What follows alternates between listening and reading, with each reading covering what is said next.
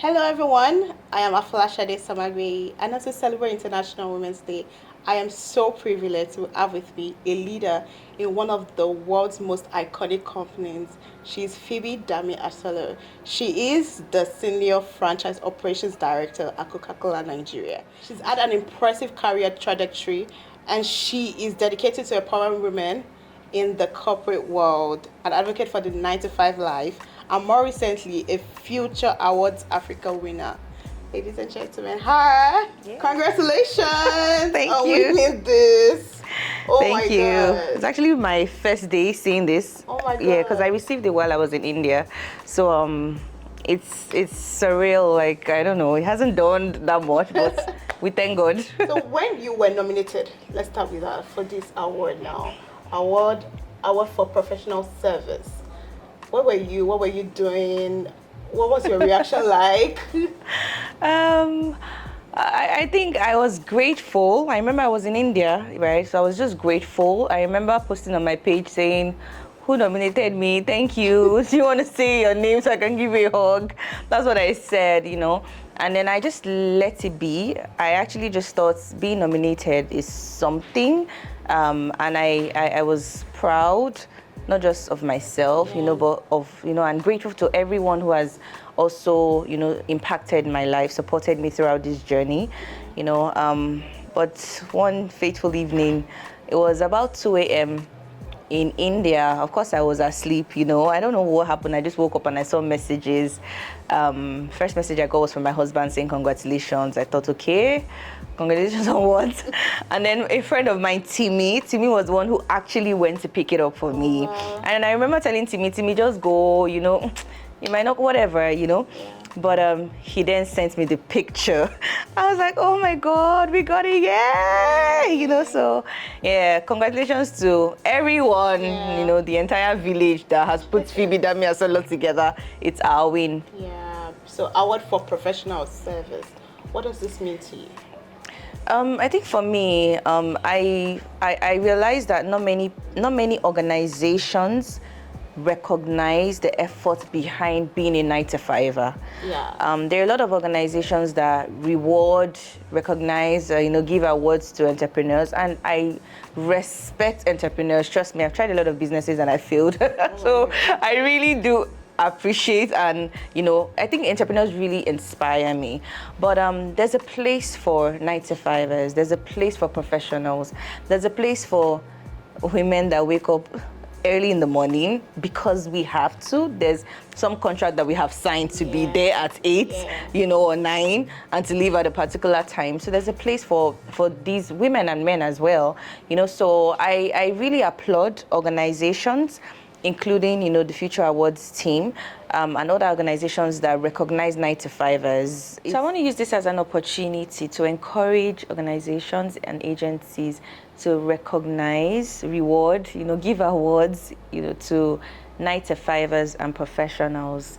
Okay, can you share with me your journey in the industry? What were you going to become? Now finding yourself here. To be honest, I studied sciences. Oh. I'm not sure why I did that, to be honest. I think at that time, we all wanted to be doctors, right? But I realized that sciences, no, it wasn't my thing. It was actually my dad that called me and said I was always the first in class for home management. So there was this course, while I was a science student, there was this course called home management. And my dad would say, you're always getting the prize for home management, best in home management. Why don't you study business management? You seem to have a flair for management. Why don't you, just use that flair for business management? And then somehow I went into university, studied accounting and finance, graduated with 2-1 with honors. And then I studied, I went for my master's.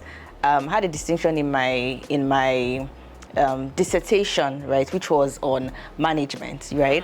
My parents own businesses, and so they're born managers, and they've been successful all their life. So I kind of just had that flair towards business management.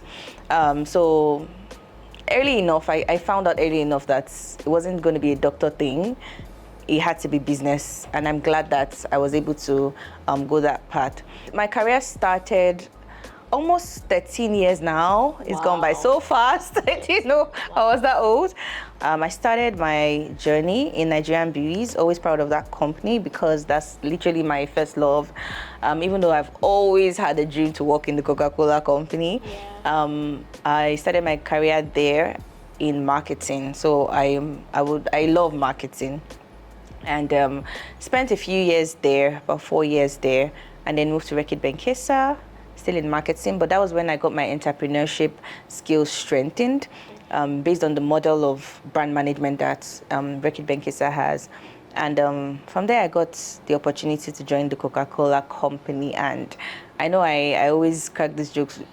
I know I always crack this joke with a few friends. You know, I got the opportunity and I literally grabbed it with my two hands because it was always a dream for me. Wow. And it's almost 5 years in the company now. I'm so grateful that I work with such an amazing organization that also invests heavily in women, and I'm a proud beneficiary of that. Nice. Yeah. So very quickly, I want you to share your journey on becoming senior franchise operations director. I feel like that's a big one. Boom, mind blown. So I want you to share your journey towards that. Like I said, the company really invests in its people. So I've been blessed with having great colleagues. I've been blessed with having great managers who would guide you on what to do to attain that career path. So it was quite clear, with very clear guidance as well from the management. My manager as well, Mr. Alfred, I will always call his name, like, because he's someone that really, really invested in me. And I think we're just very clear on the path, what to achieve, to grow. And then when you achieve what you are being asked to achieve, you know, it just goes that way, you know. So it's not a company that just decides this is what you do and then you wait. Yeah. You know, very clear objectives on how to go your career path. And once you told those lines, you see yourself living your vision, literally. So while in India, you were the franchise operations director. Yes. The first black woman in Asia. Yes, I actually didn't know that I was the first black woman, but I started reading it online that I was the first black woman. But yeah, I heard about that, yes. To be honest, it wasn't something that I was dwelling on. Okay. I was just so focused because I knew I wasn't there for a long time. I knew what I wanted to get from India and what I wanted to give to India. So I was just focused on that. Being the first black woman, being the youngest, and all these things were comments that I just didn't want to focus on. There was no time for me to relax and celebrate anything. I was very, very clear on what I was there for and what, you know, the company had to offer me and what I had to offer the company as well. So that was it. So you've been in this corporate world now for over a decade. Yes. What would you say some of your greatest challenges are? The toughest time, or the one of the really tough moments I had, was when I was pregnant and when I had my child. Being a first-time mom, I didn't know what to expect. I was just very confused. There was a lot going through my mind at that time. I've always been ambitious. I've always been fast-paced, quick, but then you get calls from school, you have to be here, but you have work to do. You know, so I had all those mommy guilt and all those. So I think that was a time where I just stepped back to really look at my drawing board again and say, hey, do we need to add any more skills? Do we need to ask for help? Yeah. That was my greatest challenge, balancing everything. But I think that I was able to figure something out while going through that phase. I was able to figure out how to still have your family, have your friends, have a growing spiritual life, have your relationship with God, have everything and still have your career. Nice. So I was able to figure that out, not just within me, but with the help of experienced leaders in the industry, with support from my family, my parents, my husband, my sisters. You know, I think I was able to crack the code early enough. Yeah. Love it. So Phoebe, I want to quickly ask you something very important, because people are like, oh, you can't. It's almost like something has to give. Is either the career or motherhood. So how do you balance motherhood and a thriving career together? So the truth is, something doesn't always have to give, but at every moment something gives. I'm talking to you now, my son is in front of me. That's how I balance these things, right?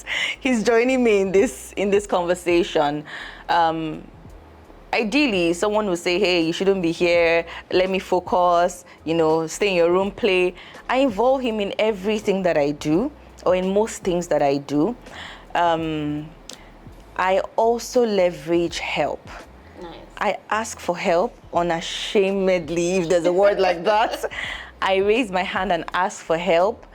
I receive help when someone offers. I just use a lot of help. So nanny, chef, driver, because you're driving, you need to send an email, you need to make those phone calls. There's just a lot of things to do, right? And I leverage other platforms that will help. For example, school bus. I don't have to be the one to pick him from school, but once he comes back, then I give him that time, So I think just really involving the child in as many moments as possible, and then leveraging on help, ask, and when you're offered as well, receive. I'm not trying to be a power mom. I don't think that there's an award for that. And even if there's an award for being a power mom, I don't want to qualify for that award. Thank you. I don't want to qualify for being a power mom.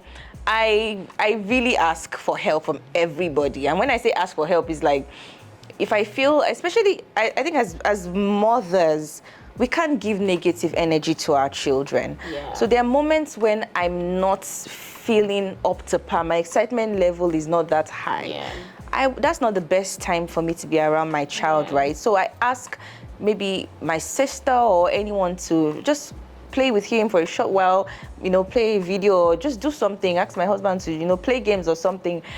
And then when I feel I have my energy back, then we continue. Yeah. And these children are smart. I don't treat him so much as the child that he's supposed to be. Yes, he plays and everything, but I involve him in work. I involve him. If I say I have a meeting, I tell him, I have a meeting. He can sit through and, see how mommy does her meetings, understand.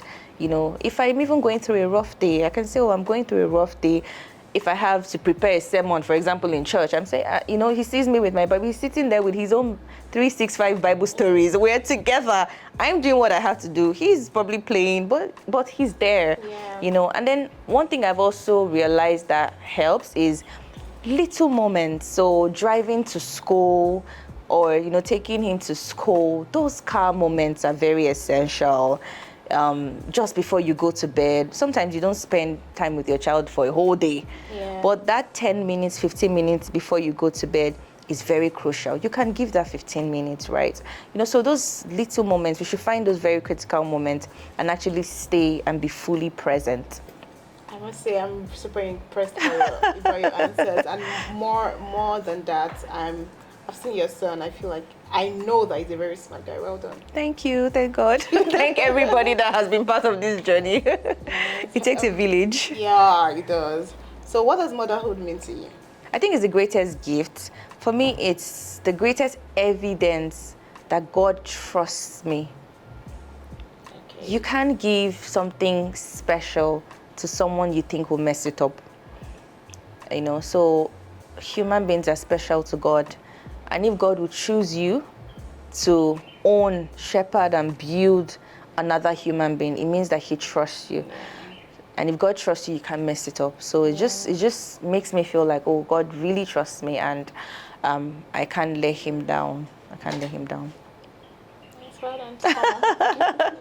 Mentorship and support networks are very crucial, and in career advancement, who are some of the people that have influenced you in your journey? My parents, like I said, definitely my parents. I've also had some mentors in the industry. My manager, my former manager, Mr. Alfred Olajide. Mr. Alfred. Yes. He's definitely a mentor. My current manager as well, Miss Miriam Khan. She's a mentor. I've had to reach out to people across the industry. So I have a mentor who is in the media industry but understands how brand management is being done. I'm not sure if you know Mr. Yinka Debayo. And then beyond just the industry, I have mentors who are entrepreneurs as well, who manage their business, their marriage, being a mom.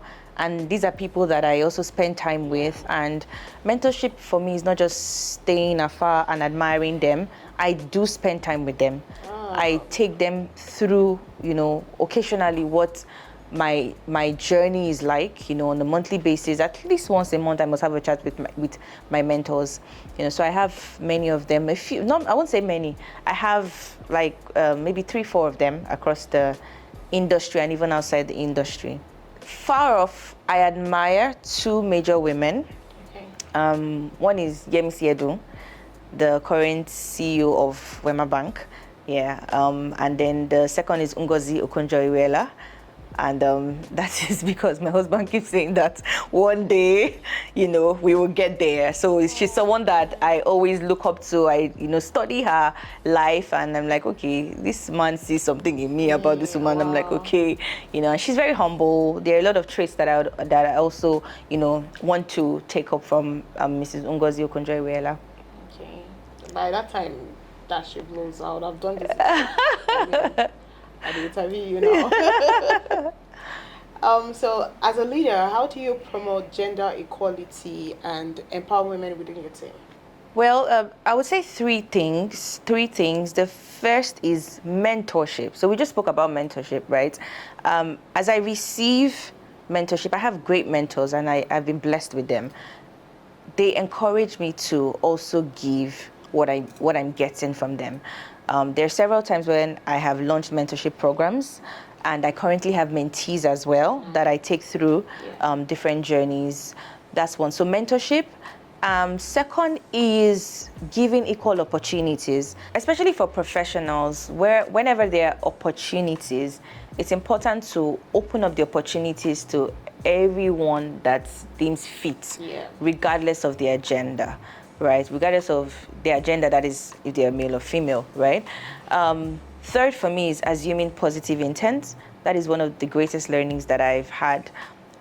No matter what anybody says about any other person, no matter what the career history of somebody else has been, always just assume that people are good, people have good intentions, especially for ladies. So there's, in the professional world, especially in some spheres like engineering, manufacturing, there's always the woman can do it, the woman can do it. Why don't you assume that this particular woman can? And if she cannot, what does she need, to get to the next level in her career? So assuming positive intent is very crucial. Okay, if I may add one more, it's be just understanding a woman, right? As a woman, understanding who you're working with, being open to each other, supporting each other, understanding that this person might be wearing many hats as you are as well, and just giving the person the space to breathe, the allowance to just be themselves, in the workspace. And my final question, which is by far would be my favorite, is because I know that we've established that there's no award for Sophiette.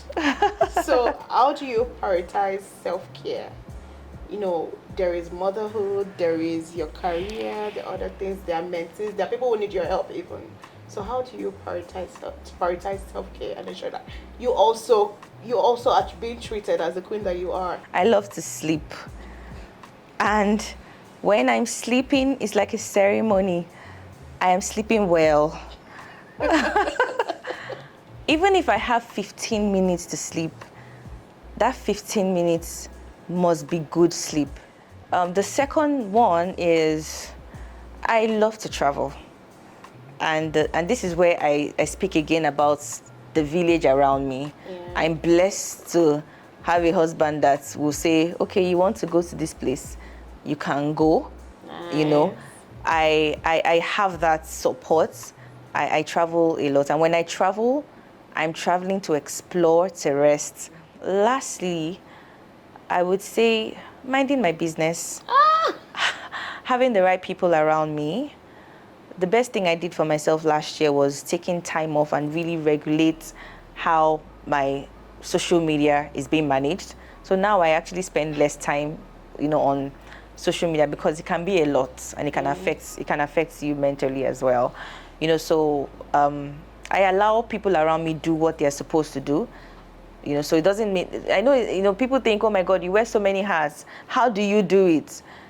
And I'm just like, you need to know how many people are around me. I have help. I have a lot of help around me.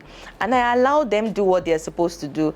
I allow the nanny do what she's supposed to do. I allow the cook do what, he's supposed to do. So exactly. So if I want to cook, I cook. And again, it's a blessing of having someone that wouldn't say, wake up at this time and you must cook for me, fresh food, fresh stew, and all those things. I don't have that, thank God. So I don't have that thing. So, if you have help, allow the help do what they're supposed to do so that you can rest. So we're done with all the very deep questions, and now we're about to have a little fun. Yay. I want to shake Miss Phoebe a bit. Oh my God. Are you ready? So we're playing the this or that game, and yeah, let's get right into it. So the very first one, investing or saving?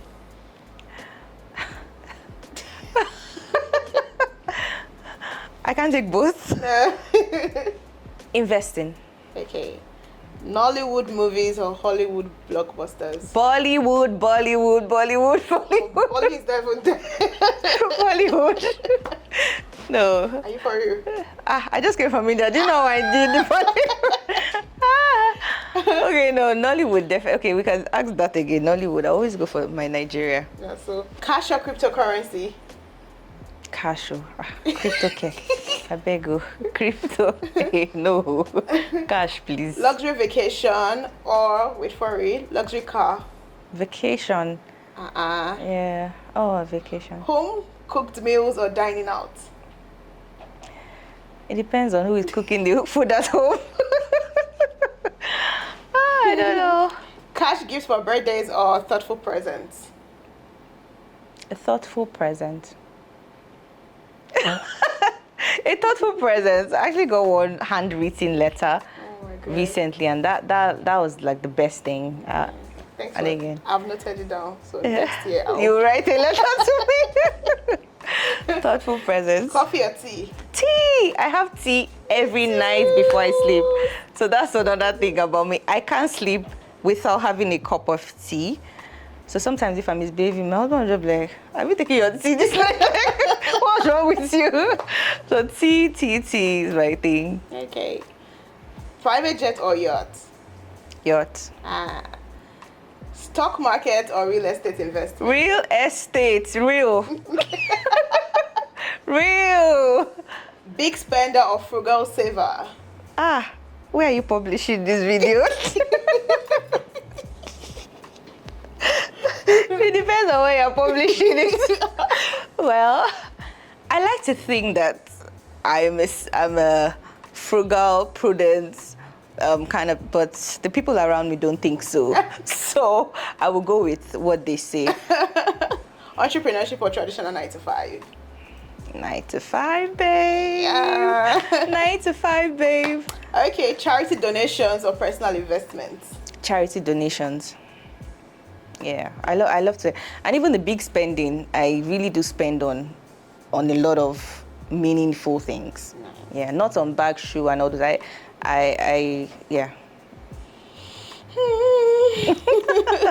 Pizza or tacos?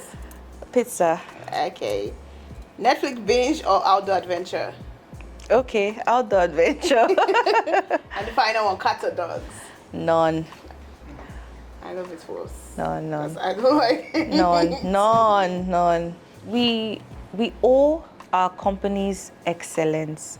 As 9-to-5ers, as professionals, the least you can give is to be excellent at your job. That's the expectation. That's the value that you're being paid for.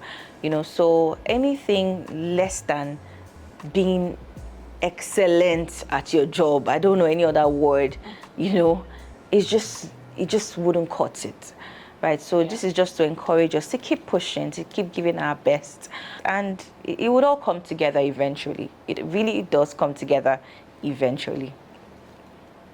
So thank you so very much for Thank you joining so much. This was me. so much fun. Oh my God, I had so much fun too. It Thank you. was an eye-opening interview. Yes, thank And you. I hope to have you when you're probably like the president of one. I hope you call me when you're probably like the media mogul. Thank you very much for watching. Thank you. Till I come your way again. My name is Afolash Adesamagbe.